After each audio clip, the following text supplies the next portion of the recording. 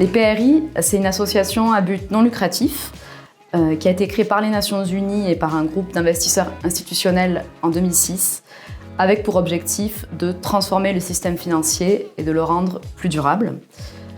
PRI, ça veut dire Principle for Responsible Investments, ou Principe pour l'investissement responsable. En fait, quand l'association a été créée, on a rédigé 6 principes que nos membres s'engagent à respecter quand ils nous rejoignent. Et ces principes, ils sont autour notamment de l'intégration ESG dans toutes les classes d'actifs, que ce soit les actions, les obligations, le private equity.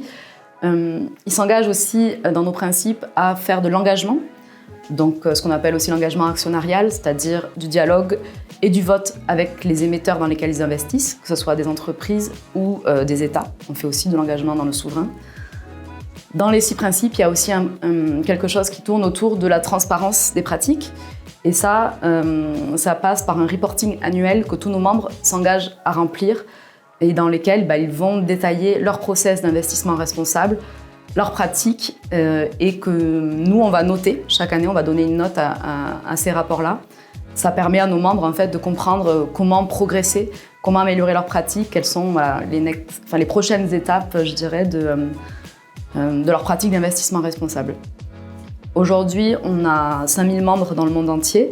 Ça représente 100 000 milliards d'encours sous gestion. Donc, on va dire qu'on représente 50% des encours d'investissement dans le monde.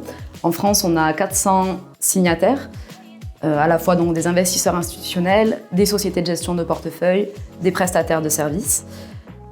Et dans ces 400 signataires, il y a environ 40 investisseurs institutionnels. Et on a la plupart des grands acteurs du marché parmi nous.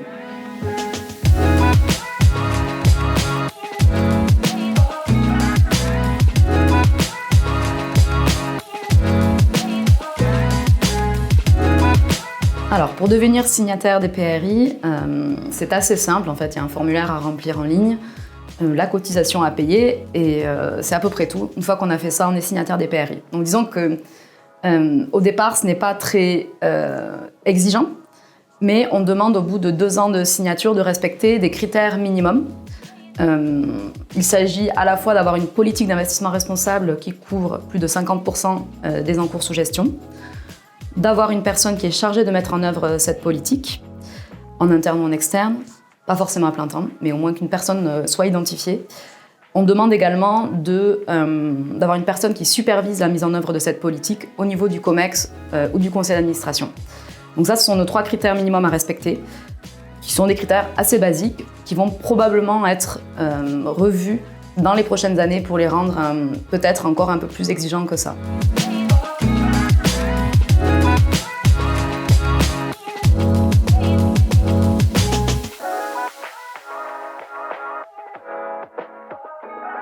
Donc pour accompagner les investisseurs, on a des experts qui travaillent sur des grands enjeux thématiques, que ce soit sur le climat, les droits humains, les enjeux de gouvernance, et qui vont produire des rapports qui expliquent concrètement comment intégrer ces enjeux-là dans les décisions d'investissement.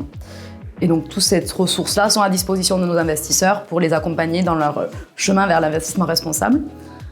On a aussi une autre façon de les accompagner, c'est qu'on gère des initiatives d'engagement collaboratif autour du climat, autour des droits humains aussi.